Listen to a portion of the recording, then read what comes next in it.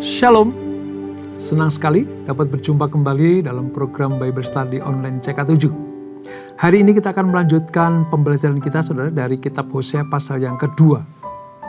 Kalau saudara ingat pertemuan terakhir kita di Hosea yang pertama, kita belajar bagaimana Allah memposisikan diri sebagai suami bagi umat pilihan, yaitu Israel. Khususnya ketika Allah menyatakan tentang perjanjiannya dengan Abraham, Ishak, dan Yakub, itu mengikatkan dirinya kepada bangsa pilihan ini. Tapi sayang, Israel berontak.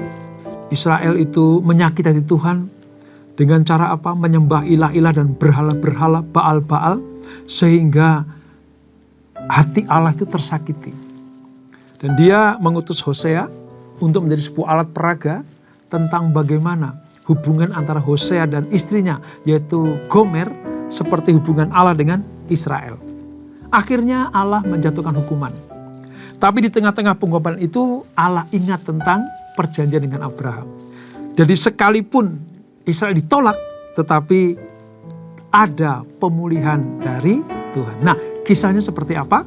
Sebelum kita membaca dan merenungkan, mari kita datang kepada Tuhan supaya roh Allah itu mengurapi kita, sehingga kita mengerti apa yang kita pelajari hari ini.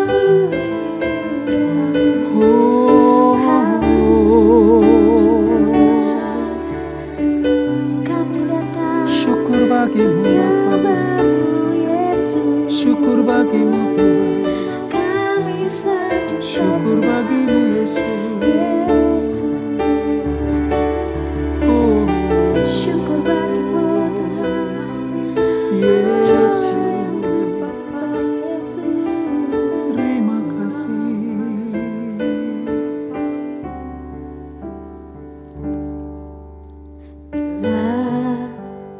Buka mataku dan lihat wajahmu,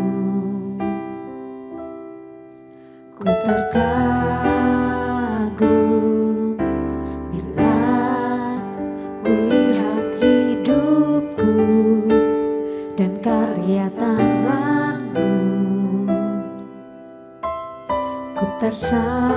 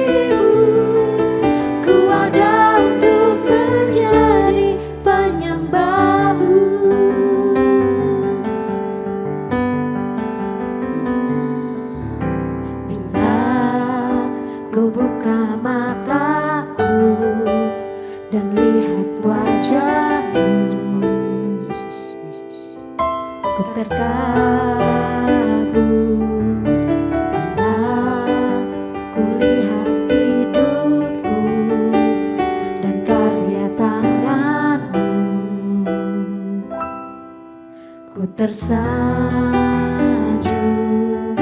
karena semua yang baik dalam hidupku, itulah karyamu. Kau beri kesempatan yang baru dan ku ingin mengenalmu Tuhan.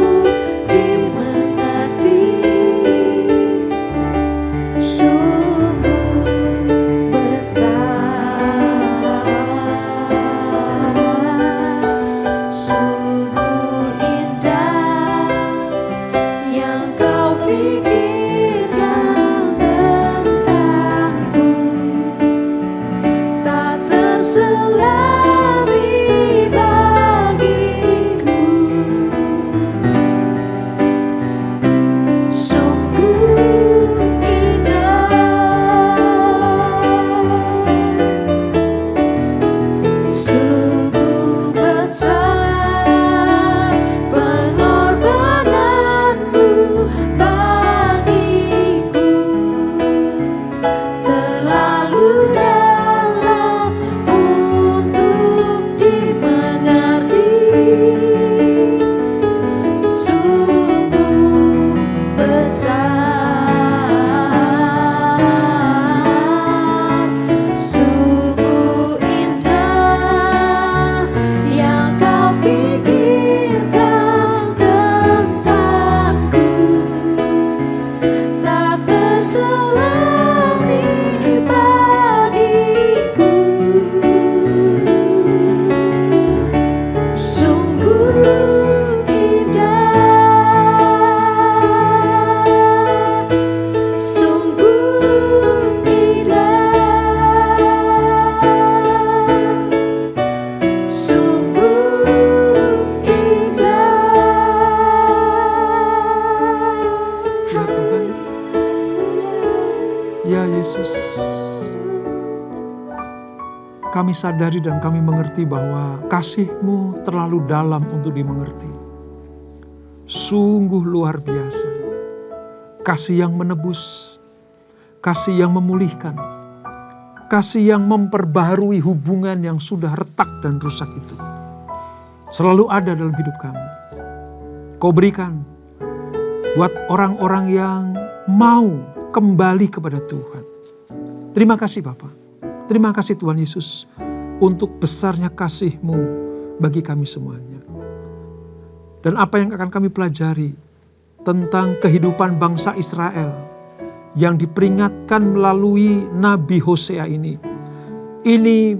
menjadi sebuah bukti bahwa kasih-Mu yang luar biasa itu kepada anak-anak, kepada anak perjanjian, yaitu mempelai-mempelai-Mu. Terima kasih Bapak, urapi kami. Dalam nama Yesus, mari yang siap belajar firman Tuhan, sama-sama kita katakan, amin. Amin. Saudara, kita akan membaca dari Hosea pasal yang kedua, ayat 1 sampai dengan ayatnya yang ke-14. Demikian firman Tuhan. Israel ditolak dan dipulihkan. Gugatlah ibumu, gugatlah, sebab dia bukan istriku dan aku bukan suaminya.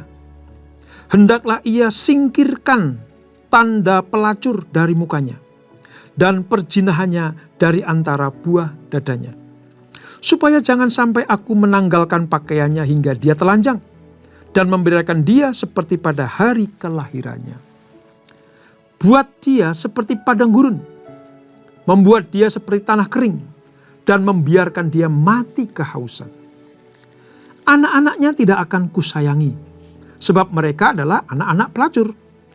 Sungguh, ibu mereka telah menjadi pelacur. Perempuan yang mengandung mereka telah berbuat aib. Sebab dia berkata, aku mau mengikuti para kekasihku yang memberi roti dan air minumku, bulu domba dan linenku, minyak dan minumanku. Sebab itu, sesungguhnya aku akan menyekat jalannya dengan semak duri dan mendirikan tembok pengurung dia sehingga dia tidak dapat menemukan jalannya. Dia akan memburu para kekasihnya, tapi tidak akan mendapatkan mereka. Dia akan mencari mereka tetapi tidak akan menemukan mereka. Maka dia akan berkata, aku akan pulang kembali kepada suamiku yang pertama. Sebab waktu itu aku lebih bahagia daripada sekarang. Tetapi dia tidak insaf bahwa akulah yang memberi kepadanya gandum, anggur dan minyak. Dan yang memperbanyak bagi dia perak dan emas yang mereka buat menjadi patung Baal. Sebab itu aku akan mengambil kembali gandumku pada waktunya dan anggurku pada musimnya. Aku akan merenggut kembali kain bulu domba dan linenku yang menutupi auratnya. Sekarang aku akan menyingkapkan kemaluannya di depan mata para kekasihnya, dan seorang pun tidak akan melepaskan diri dia dari tanganku. Aku akan menghentikan segala kegirangannya, hari rayanya, bulan barunya, dan hari sabatnya, serta segala perayaannya. Aku akan memusnahkan pokok anggurnya dan pohon aranya. Tentang hal itu dikatakannya, ini semuanya imbalan bagiku yang diberikan kepadaku oleh para kekasihku. Aku akan membuatnya menjadi hutan dan binatang-binatang liar akan melahapnya. Aku akan menghukumnya karena hari-hari pemujaannya kepada para Baal. Tatkala ia membakar kurban bagi mereka dan berhias dengan anting-antingnya serta kalungnya. Ia mengikuti para kekasihnya dan melupakan aku. Demikianlah firman Tuhan. Sebab itu, sesungguhnya aku akan membujuk dia dan membawa dia ke padang gurun, lalu berbicara memikat hatinya. Dari sana akan kuberikan kebun anggurnya kepadanya, dan kubuat lembah Akhor menjadi pintu pengharapan. Di sanalah dia akan merelakan diri seperti pada masa mudanya, seperti pada waktu ia berangkat keluar dari tanah Mesir. Nah saudara, ini bentuk dari kitab Hosea sifatnya seperti sebuah puisi di mana Allah mencurahkan perasaannya ketika ditinggalkan oleh kekasihnya karena Israel, kerajaan utara, itu serong, berjinah rohani dengan para Baal dan dewa-dewa asing. Allah mengungkapkan bagaimana Tuhan sakit hati, kecewa, dan akan menghukum mereka. Namun di tengah-tengah kekecewaan Tuhan, di tengah-tengah hukuman Tuhan yang dirancang itu, Tuhan akan merebut kembali, membujuk kembali. Supaya apa? Supaya kasihnya itu sadar. Supaya kasihnya itu kembali kepada pangkuan suami yang sah, yaitu Tuhan. Nah saudara, perlu saya ingatkan bahwa kitab ini ditulis sendiri oleh Hosea. Ya. Temanya adalah hukuman dan kasih penebusan Allah bagi umat pilihan yang memberontak. Ditulis kira-kira tahun 715 sampai 710 sebelum Masehi. Nah, pelayanan Hosea ini di kerajaan utara sama seperti Nabi Amos. Khusus menegur, menasehati, menyampaikan sebuah keputusan penghukuman kepada kerajaan utara yaitu Israel yang nanti akan dibuang ke Asyur. Nah, pada pasal 2 ini Allah itu memberikan sebuah gambaran begini. Hei Hosea, katakan kepada umat Israel, adukanlah ibumu. Jadi pada posisi ini Allah itu bertindak sebagai suami bagi Israel. Nah, Israel itu disebut sebagai ibu bagi anak-anak keturunan Israel itu. Jadi bisa ibu, bisa anak-anak juga. Jadi Hosea kembali kepada seluruh macam peringatan tentang hukuman. Maka dikatakan adukanlah.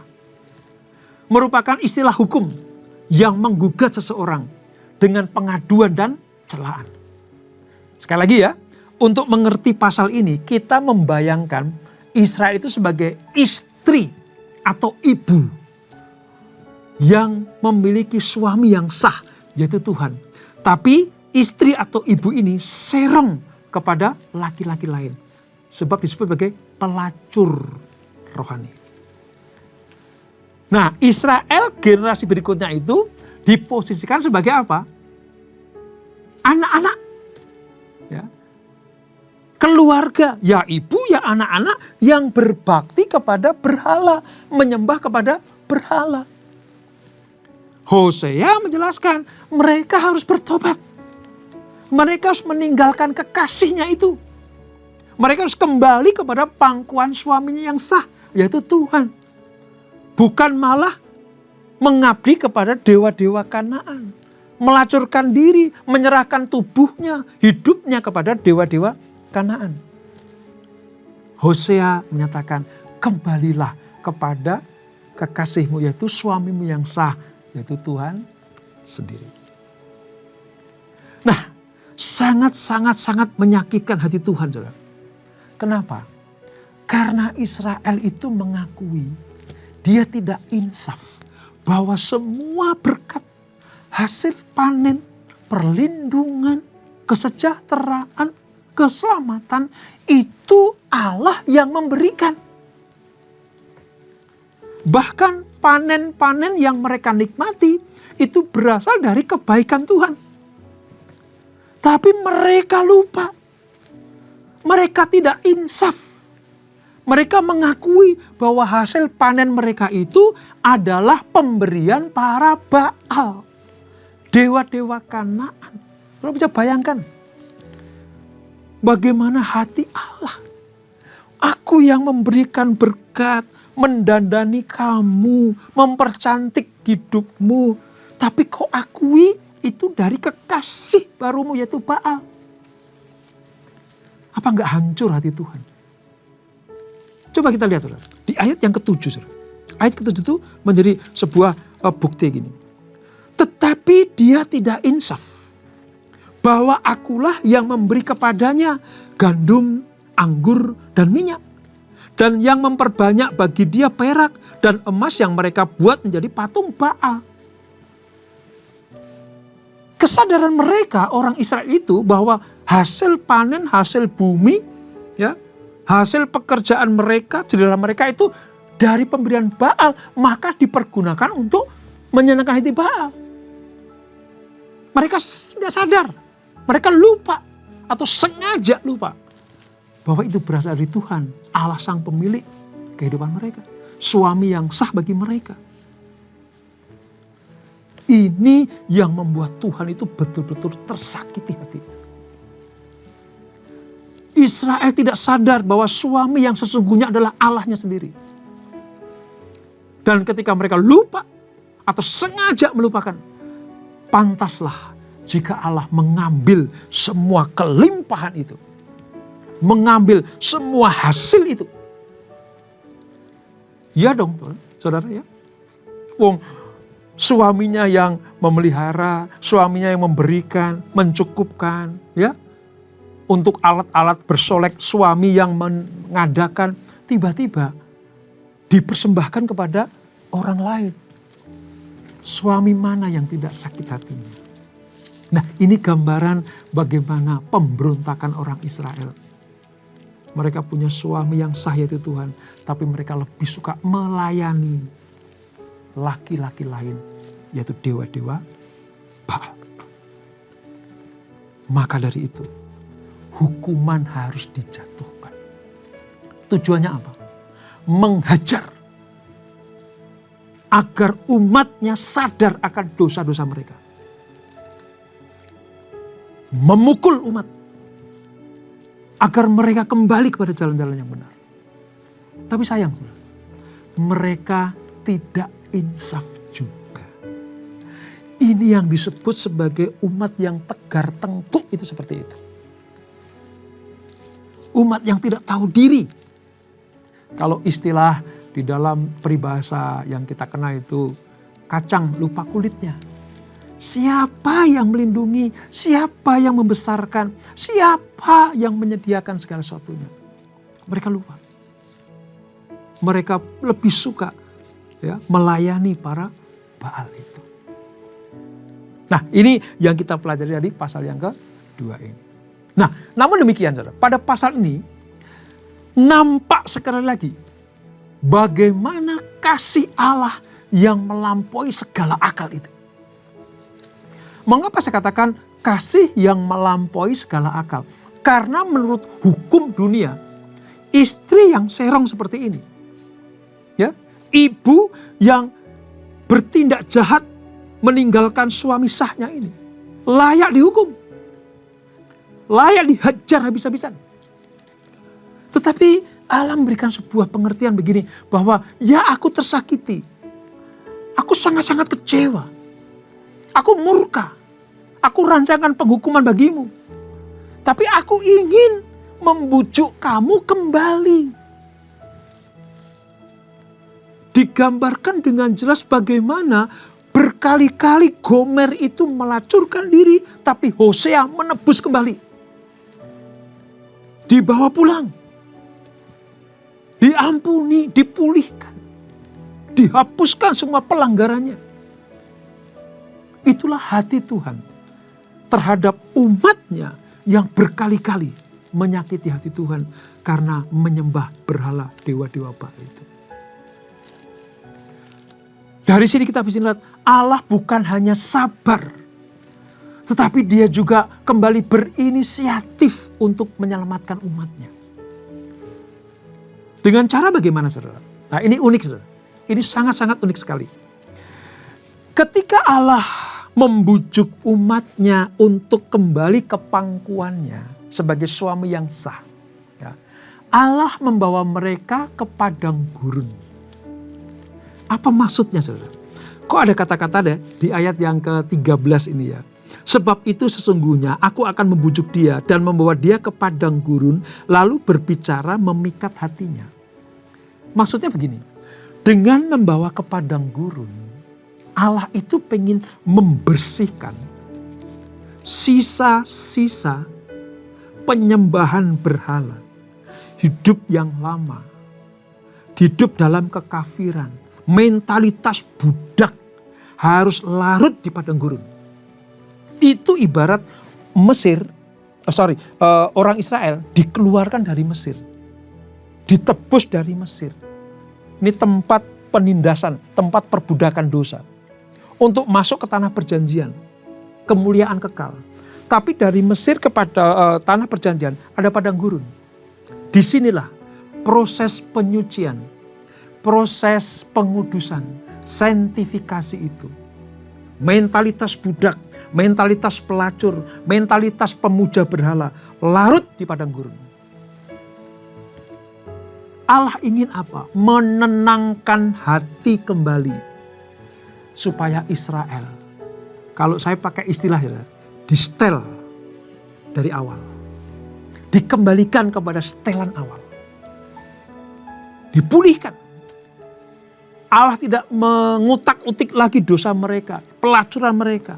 Mentalitas Mesir itu Allah tidak ingat lagi. Sudah larut di padang gurun. Itu tujuan Allah. Allah ingin memulihkan kembali hubungan suami istri yang langgeng, kekal dan ideal. Seperti yang pernah terjadi dahulu. Sewaktu Israel belum tergoda mengikuti kekasih yang lain. Allah mau seperti itu. Makanya tempat yang tepat adalah padang gurun. Nah, saudara, belajar dari ini. Kalau Tuhan pengen memulihkan kita, ya, kita sudah dipilih Tuhan nih, jadi umat Allah, ya, ditebus oleh darah Yesus. Lalu kita nyeleweng, kita serong, kita menyangkal, kita mulai meninggalkan Tuhan Yesus, beribadah kepada ilah-ilah lain, percaya kepada Baal, dewa-dewa, ya, percaya kepada tawaran dunia ini. Nah, ketika Allah melihat itu, ya sakit hati, ya sedih, menderita hatinya. Pasti dihukum. Akibat dari pemujaan berhala itu dihukum. Tetapi Tuhan pengen balik lagi, dibujuk. Bagaimana cara Allah membujuk umatnya? Lewat nabi-nabinya. Lewat hamba-hamba Tuhan yang berkhotbah menyampaikan kebenaran firman Allah.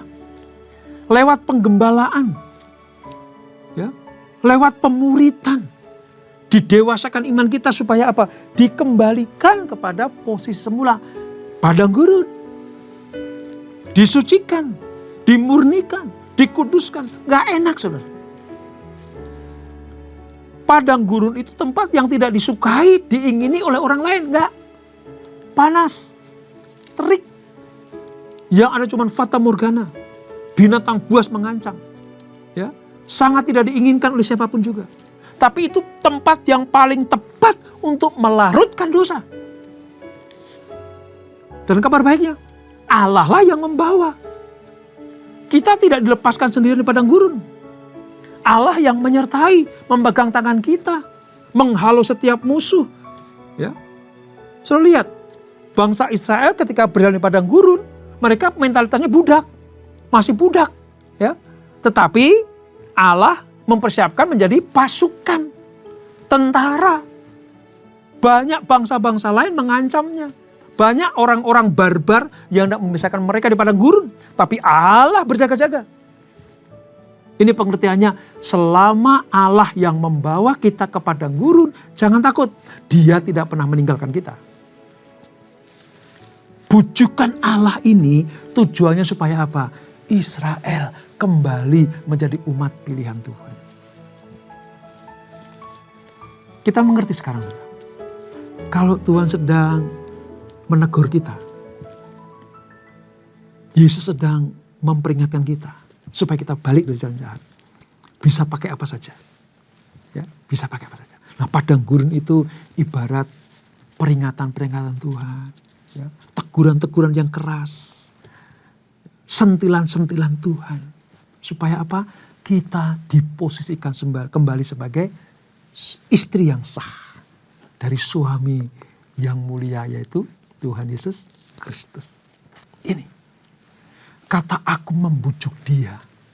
Itu artinya Allah masih membuka pintu rahmatnya. Kesabarannya masih tersedia.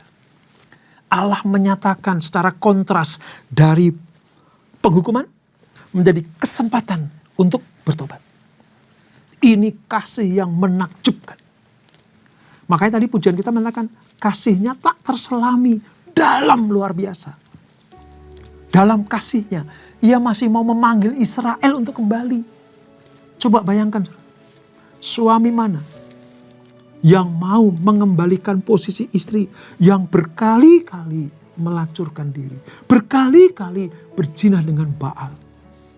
Hanya Allah kita, Allah Israel, yaitu Tuhan Yesus Kristus yang kita percaya. Kesabarannya biarlah kita tanggapi dengan apa? Kerendahan hati untuk bertobat, supaya kita dipulihkan hubungan kita. Dia akan menuntun, mengajar, memulihkan kepada mereka yang taat dan setia. Ini yang dapat kita petik dari peristiwa bagaimana Hosea menebus kembali Gomer. Lihat ayat yang ke-19. Ini indah sekali ayat 19 ini. Ayat 19 gini. Aku akan menjadikan engkau istriku dalam kesetiaan. Sehingga engkau akan mengenal Tuhan. Ketika Tuhan memulihkan Israel, tujuannya apa? Menjadikan Israel istri yang mengenal. Artinya mengenal itu nih, bahwa kebaikan, kasih setia, berkat-berkat, perlindungan, pagar keselamatan, itu Tuhan yang menyediakan. Bukan para Baal, bukan dewa-dewa Baal. Seperti yang diakui oleh orang Israel tadi. Dikembalikan. Sadarlah, sadar, ngerti. Akulah Tuhan yang pelihara kalian. Itu maksudnya. Di sini Allah berjanji untuk memulihkan Israel. Dalam hubungan perjanjian oleh karena kasih yang besar itu. Kasih yang menebus. Menjadikan orang Israel kembali menjadi istri yang sah. Menjadi keluarga yang penuh dengan kasih mesra. Nah, ketika Allah sudah memulihkan Israel, Israel sudah pulih jadi istrinya Allah ini. Tuhan itu minta supaya Israel itu hidup dalam kebenaran, keadilan, kasih setia, kebaikan, dan kesetiaan dari istrinya. Tujuan Israel dikeluarkan dari Mesir, dari tempat perbudakan, lewat padang gurun, masuk ke tanah perjanjian, supaya Israel tahu Tuhanlah yang memulihkan, Tuhanlah yang mengeluarkan, yang menebus. Makanya di kitab Hosea ini, Allah yang menghukum, tapi Allah juga yang menebus umatnya. Betapa indahnya, betapa luar biasanya Allah kita. Kalau kita sadar, kita tahu, mengenal Allah kita. Seperti yang kita pujikan. Ku ingin mengenalmu Tuhan. Ya, lebih dalam lagi. Supaya kita mengerti, oh ini toh maksud Allah. Oh ini toh rencana Allah. Oh ini toh kehendak Allah. Dengan demikian, status kita sebagai mempelai Kristus. Dalam hal ini, seperti status Israel menjadi istrinya Tuhan. Itu kekal, langgeng, sempurna, sampai selama-lamanya. Tetap setia, jangan ingkari, jangan berjinah secara rohani dengan Baal-Baal, dengan dewa-dewa, dengan kekuatan di luar Tuhan. Supaya kita tidak dihukum Tuhan. Dan kalau kita dibujuk kembali oleh Tuhan, lepaskan ikatan kita dengan berhala. Kalau Tuhan membujuk kita, lepaskan ikatan kita dengan dosa. Supaya apa? Kita dipulihkan menjadi anak-anak Tuhan. Mempelai Kristus yang siap untuk masuk dalam perjamuan kawin anak domba. Dan itulah Hosea pasal yang kedua. Kita berdoa. Bapa terima kasih, Tuhan Yesus terima kasih. lewat pembelajaran kami di kitab Hosea pasal yang kedua ini, kami tahu hatinya Tuhan. Kami tahu perasaan Tuhan. Kalau sedang disakiti, ya marah, ya murka, menjatuhkan hukuman. Seperti Israel dibuang ke Asyur. Tetapi hati Tuhan itu dalam sekali kasih-Nya. Dia masih membuka pintu rahmat pertobatan. Bahkan Allah berinisiatif untuk membujuk kembali. Memperingatkan, menyediakan, membuka pintu rahmat kasih-Nya itu. Supaya istri atau ibu yang berzina tadi kembali lagi. Itulah kasih Tuhan. Ya, dibawa ke padang gurun, artinya dipulihkan, disucikan, disentifikasi. Tapi tujuannya mulia, supaya menjadi istri yang sah bagi Tuhan. Terima kasih Bapa untuk kasih-Mu. Terima kasih Tuhan Yesus untuk pengorbanan-Mu. Terima kasih Tuhan untuk demonstrasi dalamnya kasih-Mu buat kami semuanya. Kalau dulu untuk bangsa Israel, sekarang bagi kami gereja-Mu, bagi kami umat-Mu. Supaya kami tetap setia kepada Tuhan. Kami tetap terikat oleh kasih yang abadi itu. Menjadi mempelainya Kristus. Sampai nama kami nanti dipanggil. Masuk dalam perjamuan kami anak domba. Menikmati kemuliaan di dalam kekekalan. Dan inilah yang kami pelajari dari Hosea pasal yang kedua. Terima kasih Bapak. Sebelum kami tinggalkan acara ini. Kami siapkan hati kami terima berkat yang daripada-Mu. Kekasih-kasih Kristus arahkan hatimu dari Tuhan. Terimalah berkat kasih anugerah dari Allah Bapa yang berlimpah-limpah. Di dalam anaknya yang tunggal Tuhan Yesus Kristus. Dan persekutuan yang manis dalam Roh Kudus menyertai kita semuanya. Mulai saat ini sampai Maranatha. Yesus datang yang kedua kali menjemput kita semuanya. Bertemu di awan-awan yang permai. Menikmati kemuliaan kekal sampai selama-lamanya. Yang diberkati sama-sama kita katakan amin. Tuhan Yesus memberkati.